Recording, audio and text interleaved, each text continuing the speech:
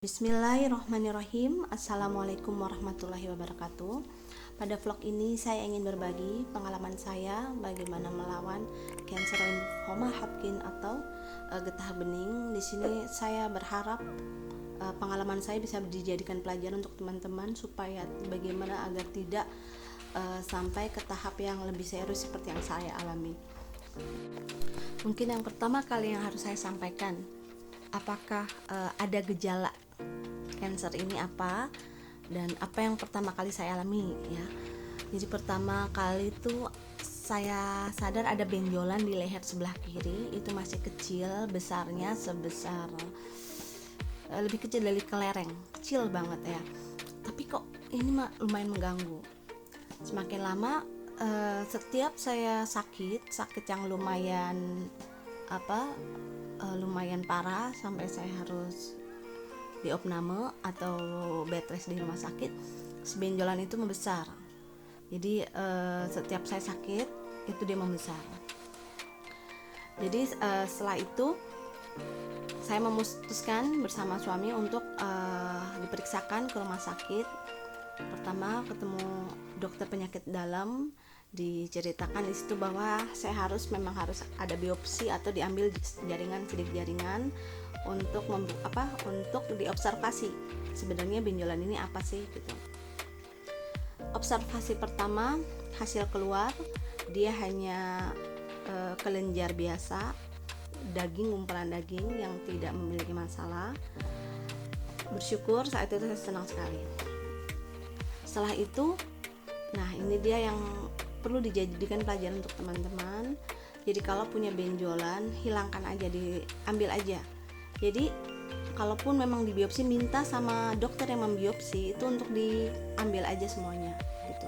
Tapi kalaupun tidak diizinkan, oke, setelah keluar hasilnya dan itu tidak berbahaya, teman-teman langsung putuskan untuk ambil aja gitu benjolan. Kalau saya diamkan karena saya pikir tidak berbahaya. Jadi saya santai-santai aja. 1 tahun berlalu, karena tiba-tiba si benjolan ini agak membesar, saya putuskan sama suami untuk udahlah diambil aja nih benjolan gitu. Setelah biopsi pertama ternyata si benjolan itu memang membesar. Akhirnya saya ke rumah sakit lagi, ketemu sama dokter bedah langsung, karena kan niat saya memang dibedah. Saya sertakan hasil dari biopsi pertama, tapi ternyata si dokter ini tidak begitu aja mengambil. Jadi ini karena sudah membesar, perlu diobservasi ulang. Nah di sini harus pertama kali di USG, ternyata sudah bercabang benjolannya dan ada kecurigaan kalau ini adalah cancer. Maka dari radiologi USG itu minta saya untuk ada CT scan secara kontras. Jadi setelah saya di scan itu dimasuki saya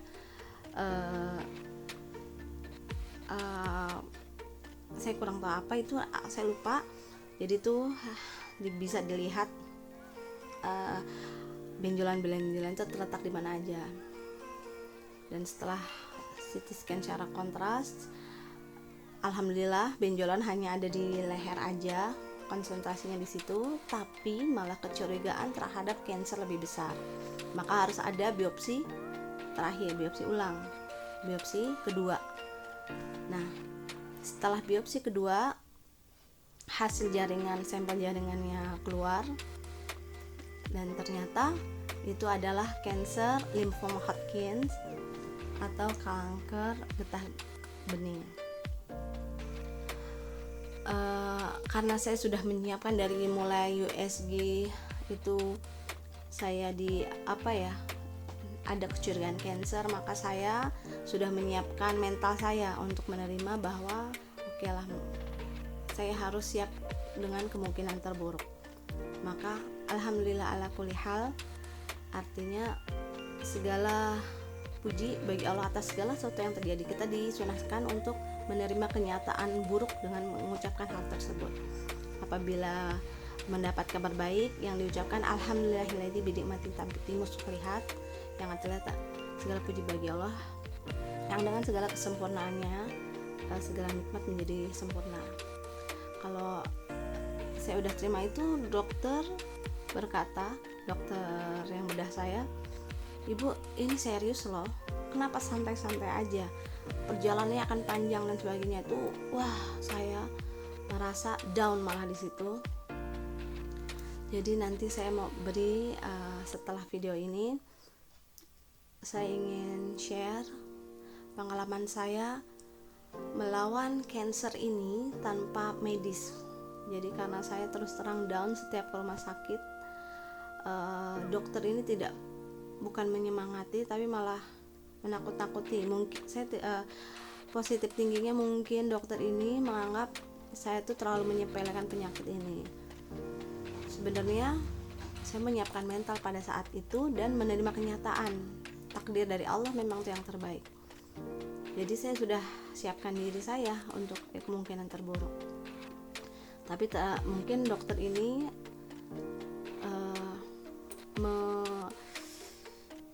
cara menyemangatinya beda. Melawan penyakit ini parah loh, begini gitu. Dan dengan mimik wajah yang mengkhawatirkan juga menyedihkan gitu. Itu malah bikin saya down dan saya tadinya sudah siap dan akhirnya saya menangis pada saat itu. Saya menangis, jadi ikut anak saya nangis. Mau nggak mau saya harus ceritakan kondisi pada anak-anak supaya anak-anak saya kuat. Saya tidak tahu usia saya sampai berapa lama. Saya harus menyiapkan mereka untuk menjadi anak-anak yang mandiri. Pada saat itu menangis bareng. Saya sudah dapat jadwal untuk ketemu dengan dokter spesialis yang lain untuk jadwal kemoterapi dan sebagainya. Tapi pada saat itu saya bilang ke suami, "Bi, saya down banget nih kalau ke rumah sakit lagi dan dengan jadwal-jadwalnya. Saya mau itu dulu lah, alternatif dulu. Paling enggak saya mau jalanin dua pengobatan medis dan alternatif. Untuk menghilangkan rasa takut dan nervous saya ingin ke dokter ini aja lah. Ini ada dokter di Brebes ya, saya nanti beritahu link di mana alamat si dokter ini. Ini dokter umum yang dia tidak setuju dengan pengobatan ala barat. Akhirnya dia ke Tibu Nabawi, pengobatan ala Nabi. Jadi saya akhirnya ke sana. Di sana dokternya beda banget sama dokter yang di rumah sakit ini. Jadi yang dia bilang semua penyakit itu ada obatnya dan memberi optimisme saya bahwa ada pasien-pasien yang sembuh dari tumor ganas, dari kanker dan sebagainya. Untuk itu udah saya jalani di sini. Itu nanti ke part 2 supaya lebih spesifik ya, saya jelaskan nanti. Sebagai penutup, saya ingin beri kesimpulan. Yang pertama, apabila memiliki benjolan di leher sebelah kiri, itu dia keras, tidak berasa sakit pada saat dipegang, dan dia tidak lari kemana-mana, itu harus diwaspadai. Yang pertama ya. Yang kedua, apabila kita pada saat sakit serius, dia benjolannya membesar dan tidak mengecil lagi ya. Yang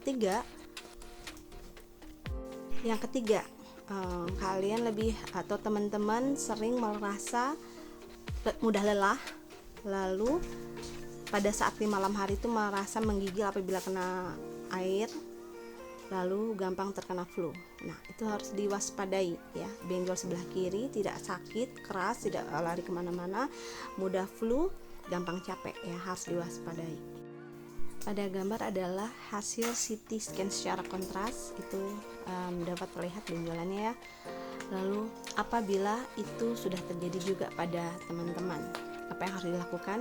Yang pertama, tawakal, karena kita harus menerima takdir baik buruk dan baik, itu ada di rukun iman ya. Yang terakhir, kita harus percaya takdir baik dan buruk itu datang dari Allah, maka kita syukuri. Lalu optimis, semangat, ikhtiar berobat dengan berbagai cara. Pada vlog saya yang kedua akan saya ceritakan proses perjalanan pengobatan saya tidak dengan medis, tidak mengikuti medis. Baik, cukup sekian, semoga bermanfaat bagi teman-teman. Wabillahi taufik wal hidayah. Wassalamualaikum warahmatullahi wabarakatuh.